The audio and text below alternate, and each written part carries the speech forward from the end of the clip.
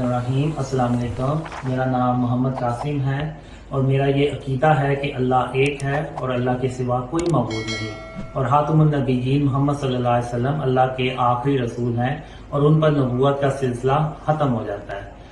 اب میں اپنے بارے میں کچھ بتانا چاہ رہا ہوں کہ مجھے یہ جو خواب ہیں یہ 17 سال کی عمر سے آ رہے ہیں اور میں نے یہ کبھی کسی سے یہ خواب شیئر نہیں کیے تھے، لیکن 2014 میں مجھے خواب میں حکم ہوا کہ میں اپنے خواب جو ہیں وہ لوگوں سے بیان کروں، اور 2015 سے میں نے اپنے ان خوابوں کو لوگوں سے بیان کرنا شروع کیا ہے۔ تو ان خوابوں میں جو ہے یہ اسلام کی سربلندی، مسلمان اپنا کھویا ہوا مقام کیسے واپس حاصل کر سکتے ہیں اور پاکستان کی خوشحالی سے متعلق ہیں، اور اس میں جو مین میسیج ہے وہ یہ ہے کہ جب تک ہم اپنے آپ کو شرک اور اس کی اقسام سے نہیں بچائیں گے تو اللہ کی مدد نہیں آئے گی۔ جب تک اللہ کی مدد نہیں آئے گی تو مسلمان اپنا کھویا ہوا مقام بھی حاصل نہیں کر سکتے۔ بسم اللہ الرحمن الرحیم۔ السلام علیکم، میں ہوں شیخ اللہ بخش ایڈوکیٹ، آپ دیکھ رہے ہیں میرا یوٹیوب چینل شیخ ٹاک۔ محترم ناظرین، قرب قیامت میں اللہ تعالیٰ امام مہدی کو اپوز فرمائیں گے، جس کے بارے میں نبی مہربان صلی اللہ علیہ وسلم نے تفصیل سے ہمیں آگاہ کر دیا ہے۔ حضرت عبداللہ رضی اللہ تعالیٰ عنہ سے روایت ہے کہ نبی اکرم صلی اللہ علیہ وسلم نے فرمایا، اگر دنیا کا صرف ایک دن بھی باقی رہ جائے تب بھی اللہ تعالیٰ اس دن کو اتنا لمبا کر دے گا کہ میرے خاندان یا میرے اہل بیت سے ایک شخص کو خلیفہ بنائے گا جس کا نام میرے نام پر ہوگا اور جس کے باپ کا نام میرے باپ کے نام پر ہوگا۔ اور اس میں آتا ہے،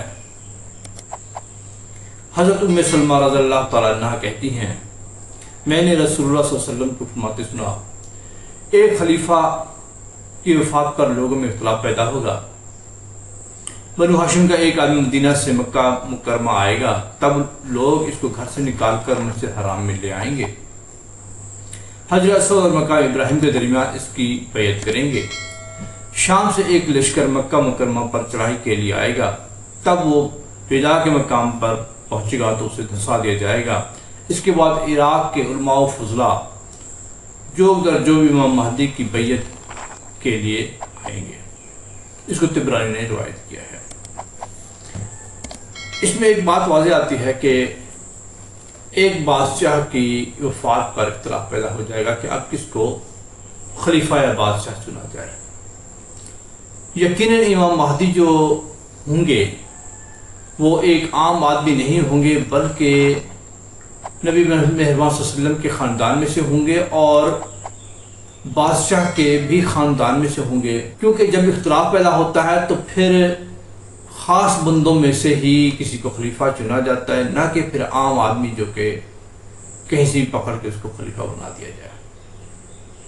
اس حدیث میں یہ اشارہ ہمیں ضرور ملتا ہے کہ امام مہدی جو بھی ہوں گے، جیسے بھی ہوں گے، لیکن وہ ایک اہم شخصیت ہوں گے، بادشاہ کے خاندان میں سے ہوں گے اور اہل بیت میں سے ہوں گے۔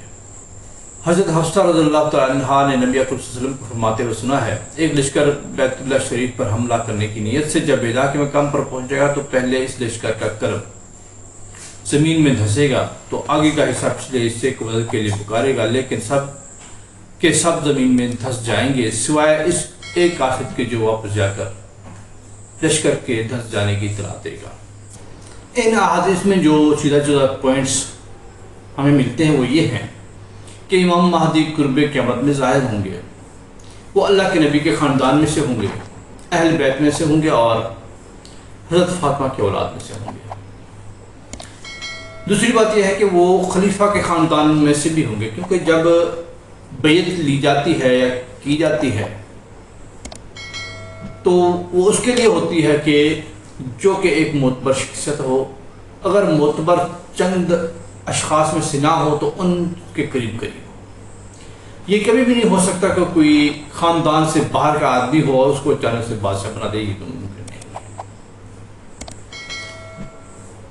وہ بادشاہ کی وفات پر اختلاف پیدا ہو جائے گا، اختلاف پیدا ہو جائے گا تو اس افراتفری میں ایک شخص مدینے سے مکہ جا کے چھپے گا، وہاں پر اس کے گھر سے نکال کر اس کو مسجد حرام میں لایا جائے گا۔ اس کی بیعت مقام ابراہیم اور حجر اسود کے درمیان ہوگی۔ وہ شروع میں انتہائی کمزور ہوگا، اس کی طاقت بہت تھوڑی ہوگی۔ اس کی طاقت کو کچلنے کے لیے شام سے ایک لشکر بھیجا جائے گا جو کہ تبوک کے نزدیک ہے، جو مقام پر پہنچ کر دھس جائے گا۔ اللہ تعالیٰ اس کو دھسا دے گا۔ یہ کرامت دیکھتے ہی دیکھتے شام اور عراق کے علماء اور فضلاء جو امام مہدی کی لشکر میں شامل ہونا شروع ہو جائیں گے۔ امام مہدی کی خلافت کے تمام امور ایک ہی رات میں طے پا جائیں گے، اور اس کی حکومت جو وہ 7 سال تک رہے گی۔ امام مہدی اس زمین کو جبکہ پہلے ظلم و جور سے بھری ہوئی تھی، بعد میں اس کو عدل و انصاف سے بھر دیں گے۔ یہ حضرت عیسیٰ علیہ السلام کے ظہور کے وقت ہی ہوگا، کیونکہ اس کے بعد ایک مرتبہ صبح کے ٹائم امام مہدی نماز کی امامت کرا رہے ہوں گے کہ حضرت عیسیٰ علیہ السلام کا ظہور ہوگا۔ حضرت عیسیٰ علیہ السلام اس جماعت میں شریک ہونے کے لیے آگے بڑھیں گے۔ امام مہدی ان کے لیے جگہ خالی کریں گے کہ آپ نماز پڑھائیے، تو حضرت عیسیٰ علیہ السلام کہیں گے نہیں، آپ خود ہی ایک دوسرے کی امام، و لہٰذا میں امام نہیں کرا سکتا، تو یہ آپ لوگوں کا اعزاز ہے کہ آپ امامت کرائیں۔ یہ سیدھا حالات تھے جو ان احادیث سے ہمیں ملتے ہیں۔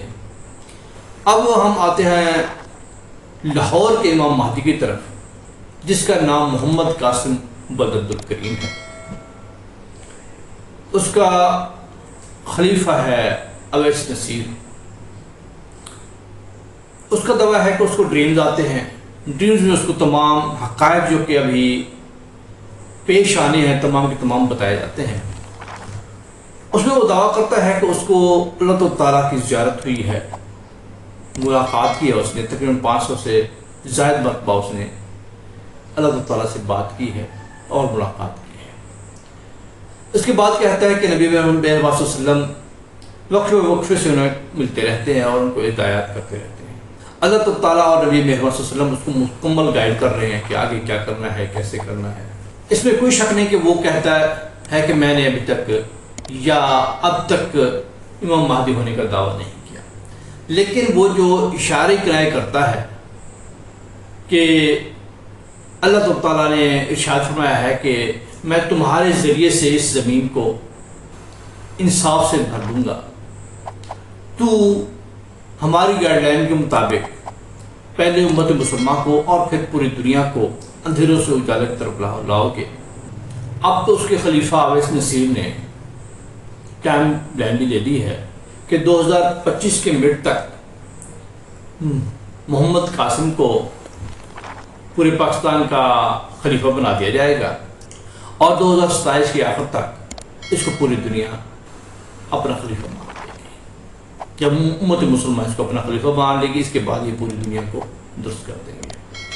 لیکن بات یہ ہے کہ اگر اس کے ڈریم کی کچھ بھی حقیقت ہوتی، نبی محمد صلی اللہ علیہ وسلم جب اتنی باتیں بتائی ہیں، تمام چیزیں کھول کر بتا دی ہیں، تو یہ بھی جو اشارہ آ سکتا تھا کہ امام مہدی جو آنے والا ہوگا اس کو ہماری طرف سے یا اللہ تعالیٰ کی طرف سے وقفے وقفے سے اشارے کی رائے سے یا ڈھکی چھپی وحی یا خواب کے ذریعے سے ہدایت ملتی رہیں گی، تو اس میں کچھ نہ کچھ حقیقت ہوتی۔ یقیناً ان کو خواب آتے ہوں گے، یقیناً ان کو آگے مناظر دکھائے جاتے ہوں گے، لیکن ان کو چاہیے تھا کہ اپنے خوابوں کے سے بیان نہ کرتے۔ امام مہدی ہونے کا دعویٰ کرنا یا نبی ہونے کا دعویٰ کرنا، یہ سینکڑوں لوگ پہلے بھی کر چکے ہیں، جس کا حقیقت سے کوئی تعلق نہیں۔ اس فتنے کی رد میں مکمل اور کمپلیٹی طور پہ کچھ علماء نے اس کا رد کر دیا ہے، جس میں مفتی طارق مسعود صاحب ہیں، مرزا محمد علی صاحب اور الیاس گھومن صاحب، اور اس طرح بہت سارے جید علماء جنہوں نے اس کو مکمل طور پر رد کیا ہے، اور واقعی یہ جھوٹ اور فیم کا پرندہ ہے، اس کے علاوہ کچھ نہیں ہے۔ اللہ تعالیٰ ہماری رحمت فرماتا رہے۔ اس میں کلیئر بات ایک یہ بھی ہے کہ یہ 1994 سے خواب دیکھ رہا ہے، اور اس نے 2014 میں سے تبلیغ شروع کر دی ہے، اس وقت 2024 چل رہا ہے۔ 30 سال کے عرصے میں اس کو ابھی تک کسی بھی قسم کی کوئی کامیابی نہیں مل سکی، اور اب ان کا ٹائم فریم بھی آ گیا ہے کہ 2027 تک ان کو مکمل امت مسلمہ اپنا لیڈر تسلیم کر لے گی اور ان کو ان کی خلافت سونپ دی جائے گی۔ اب دیکھتے ہیں کہ 2027 تک کیا ہوتا ہے، جب کہ ابھی تک کچھ بھی نہیں ہوا۔ لہٰذا اللہ تعالیٰ سے دعا ہے کہ وہ ہماری رہنمائی فرماتا ہے۔ وَمَا عِندَنَا بَلَاغٌ